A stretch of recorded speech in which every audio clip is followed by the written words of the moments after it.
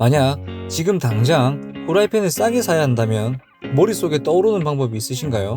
혹은 비싼 후라이팬이 무조건 좋은 후라이팬이라고 생각하고 계시진 않으신가요? 저도 후라이팬 업계에 몸담기 전까지는 마트나 홈쇼핑 혹은 네이버에서 후라이팬을 보고 엄청 싸게 잘 샀다고 생각하기도 했고, 또 어떨 때는 비싼 건 이유가 있다 생각하고 후라이팬 하나에 6만원이 넘는 후라이팬을 사용하기도 했었는데요.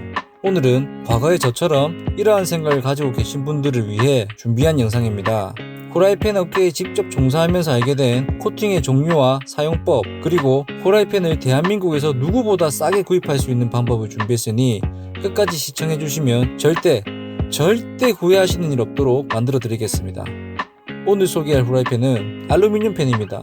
대부분의 사람들이 흔히 후라이팬이라고 하면 떠올리는 일상에서 가장 많이 사용되는 후라이팬이죠. 일반적인 알루미늄 팬을 구입할 때 고려할 점은 크게 두 가지로 나눌 수 있습니다.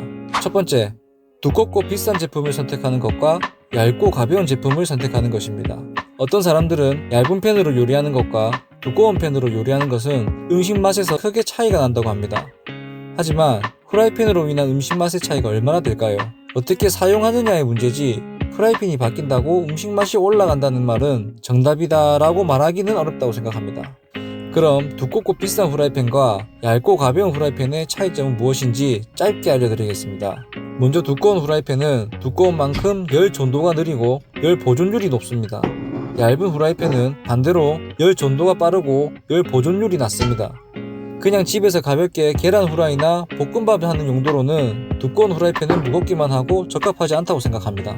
특히 코팅팬은 코팅의 수명이 6개월에서 1년 정도이기 때문에 일반 가정집에서 비싼 알루미늄 코팅팬을 구입하는 것은 개인적으로는 비효율적이라고 생각합니다.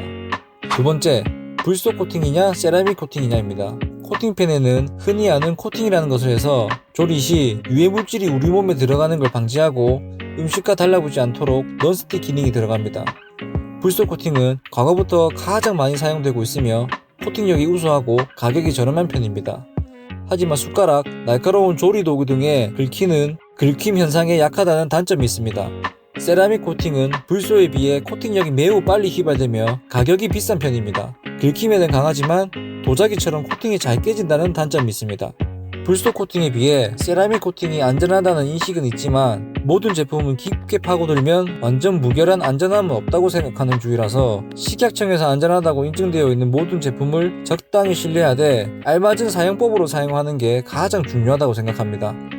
이제 코팅팬을 오래 사용할 수 있는 방법을 알려드리겠습니다. 첫 번째, 빈 후라이팬을 오래 가열하지 마세요.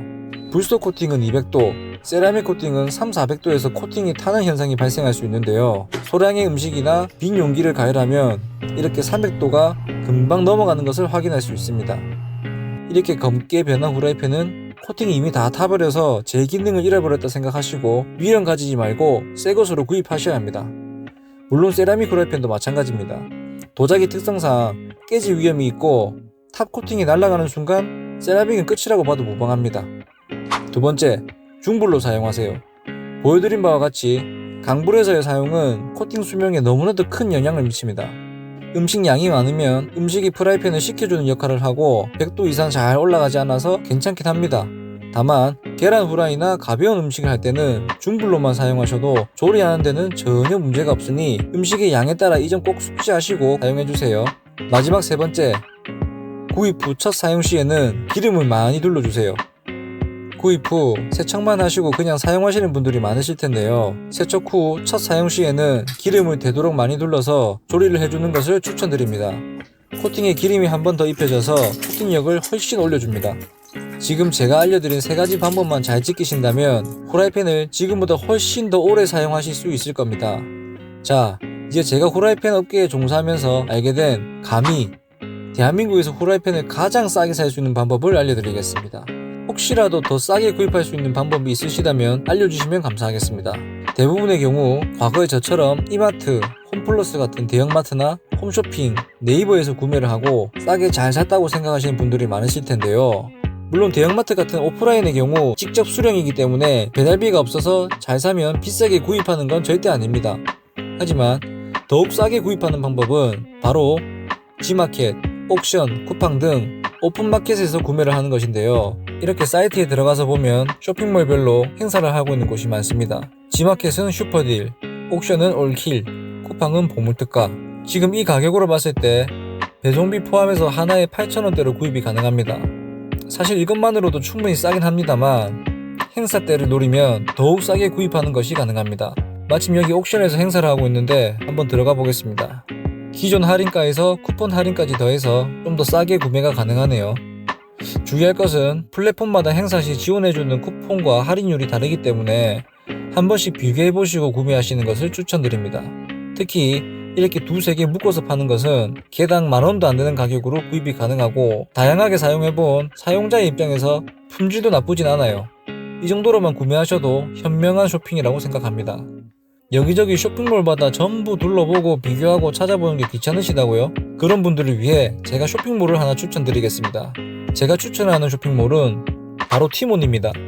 단 하루 10분 어택이 티몬에서 할인율이 가장 높은 상품들이 있는 곳인데요. 제가 찾은 쇼핑몰 중 가장 저렴하게 프라이팬을 구입할 수 있었습니다.